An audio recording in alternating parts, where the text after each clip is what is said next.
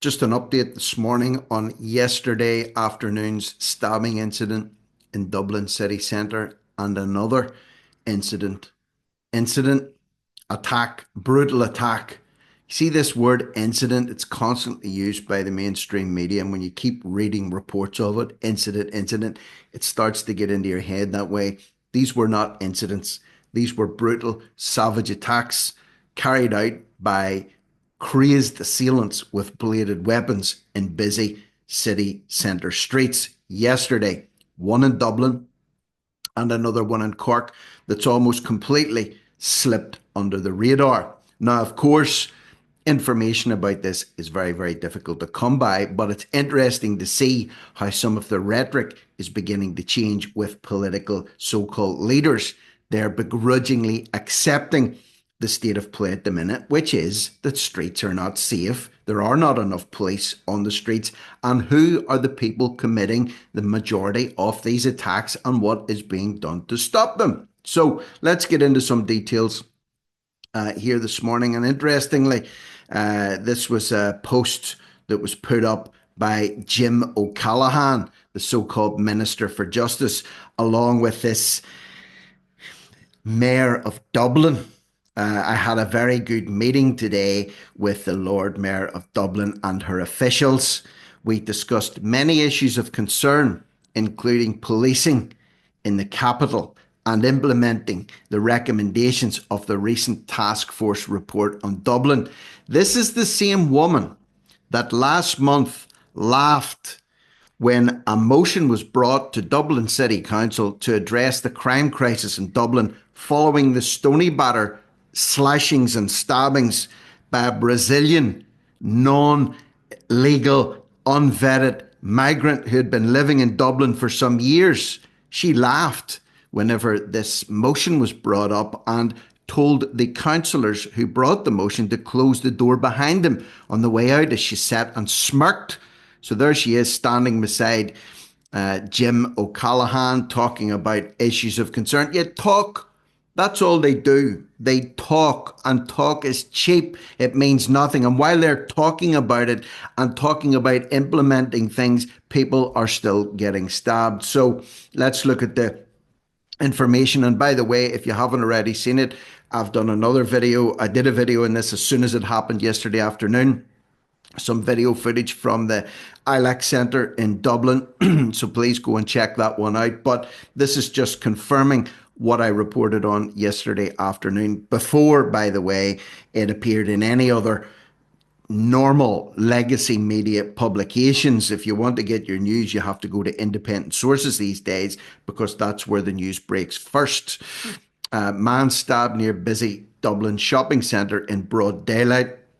So the victim made his way into the nearby Ilac Centre after the attack. So the stabbing took place on the street, apparently, and after the stabbing had taken place, then the person who was stabbed made his way into the centre, of course, leaving a trail of blood along the way and distressing a lot of women and children and old folk who were in the shopping centre at the time. And some of the people that actually watch this channel and some of the people that were actually watching the video yesterday said, yeah, I was there yesterday, or I had taken my mother there for a cup of coffee. So it could just as easily have been some of the people that are actually listening to this YouTube channel, which is quite sobering. Guards investigating the stabbing that happened in the Dublin city centre yesterday afternoon, shortly before 1 p.m. So, you know, broad daylight, happening in the middle of a Dublin city street in broad daylight. A lot of people around, stabbed on Henry Street and made his way into the nearby Ilac Centre. Blood could be seen on the street and the ground inside the shopping centre in the aftermath. The victim in his 20s was brought to the nearby Mater Hospital where his injuries are thought to be serious but not life-threatening. And this again is another under-reporting tactic that the mainstream media uses, not life-threatening. You know, they said that about the young boy that was stabbed in a school in Finglas 2 weeks ago. Turned out he actually had a punctured lung and he had to be taken into intensive care and he was hanging in the balance. So don't believe it when they say, oh, not life-threatening. Okay, what does that mean exactly? A shop owner was interviewed about this, and he said it's getting worse and worse and worse in town. Not just getting worse, progressively, marketably worse. We need more police patrolling in the area. We don't have enough. Now it's happening right outside the shop. It's ridiculous. We need something done. It's a nuisance. So this is a shop owner testifying. How am I supposed to run a business when they're stabbing each other on the streets and then coming into the shopping centre and then spilling their blood everywhere? Mary Lou, Mary Lou McDonald has jumped in this one. Sinn Féin leader and Dublin Central TD Mary Lou McDonald has called on the government to get the grips with the clear collapse of public safety in Dublin city centre. But it's been collapsed for a long time, Mary Lou. Why are you only bringing this one up now? She said the awful incident took place in a shopping centre in broad daylight, another stabbing in our city. We've told the government the public safety has collapsed in Dublin city centre. So it's not even a case of she's saying that it's not safe in Dublin city centre. She's actually saying, well, actually, it has collapsed. If something is collapsed, it means it's flat. It doesn't exist anymore. And the shop owner that was interviewed as well said it's getting progressively worse and worse and worse and worse. The good thing, if a good thing can be said that's happening at the minute, is more and more attention is being drawn to the shambles that is policing and public safety in major cities in Ireland at this time. And unfortunately, this is another attack, almost called it an incident, that has happened that's going to draw up more attention there. So following on from that, she went on to say, Dublin city centre is not safe. That's the reality.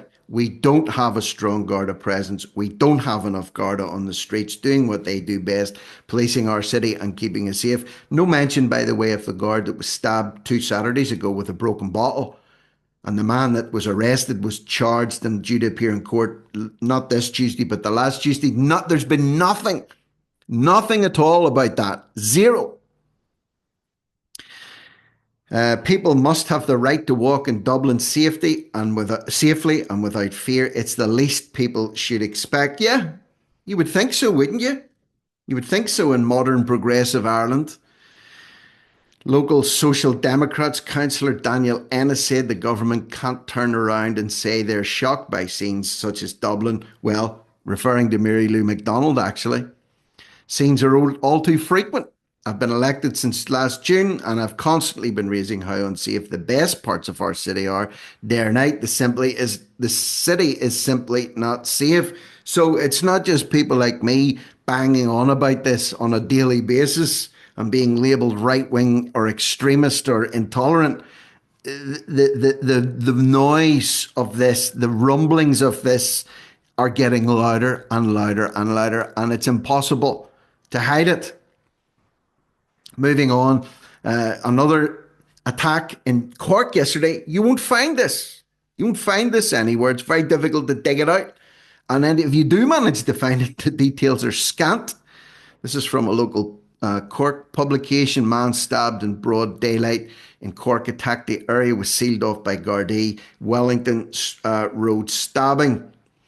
And man is seriously injured after being stabbed in his 20s, attacked in broad daylight near the gates of Griffith College on Wellington Road, a residential street on Cork's north side.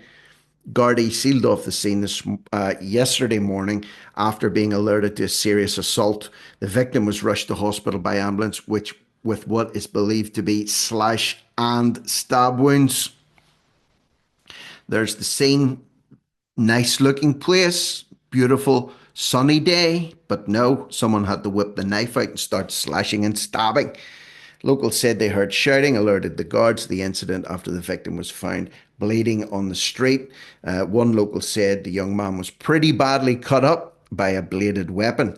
Another witness said it was absolutely a shock. You don't think things like that happen in Cork. Well, whoever said that obviously isn't paying attention to the news that's coming out of Cork or watching this YouTube channel. There was a video put up a few days ago about a man running around in the city centre in the afternoon while people were eating their lunch.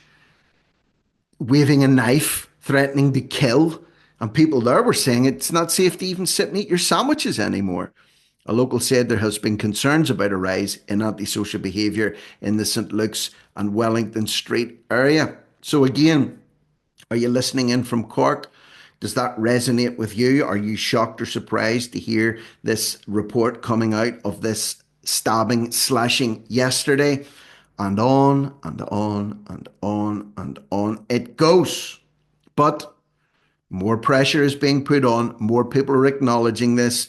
And you know what? Maybe it will be more and more talk, but maybe something will actually get done. What do you think? What needs to be done? Leave your thoughts and comments below. Subscribe to the channel. Join the channel. If you join the channel, become a channel member, you'll get access to channel member only content that's posted up on the community page and a weekly Q&A video exclusively for channel members that's posted up on a Wednesday night where you can interact a little bit more directly with me and some of the other people that are supporting the channel. So leave that with you. More updates on the state of play will come later on this afternoon. But for now, I'm Rick Munn. No risk, no reward media, over and out.